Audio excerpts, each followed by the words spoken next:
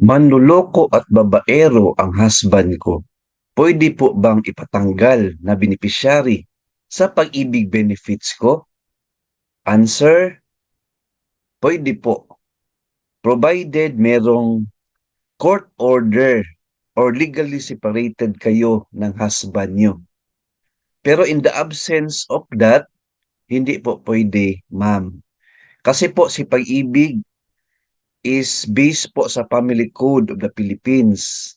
So kung hindi pa kayo legally separated, hiwalay lang kayo ng bahay, pero valid pa rin yung marriage nyo, lahat ng pag-ibig benefits ninyo, ma'am, ay kasali pa din si husband. Opo, yan po yung sad reality. Kung gusto nyo po na matanggal talaga si sir sa beneficiary sa pag-ibig benefits ninyo, ang gawin nyo po, ma'am, is file a case against him.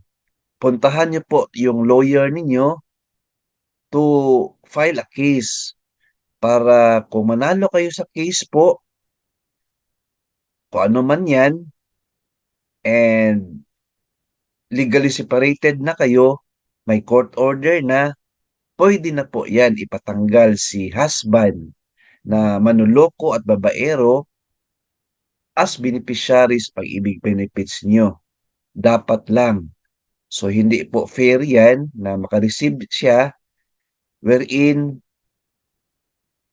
babaero siya, hindi siya good father, hindi siya good husband sa'yo, napaka-unfair naman sa'yo, ma'am. Pero idaan nyo po sa legal process.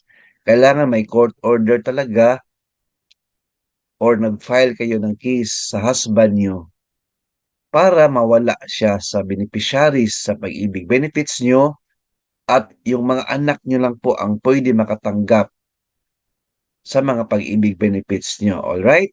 Hope na nasagot ko yung questions nyo, ma'am. Keep watching my YouTube channel. Please like, share this video, and subscribe my YouTube channel. Thank you, God bless, and 2 thumbs up.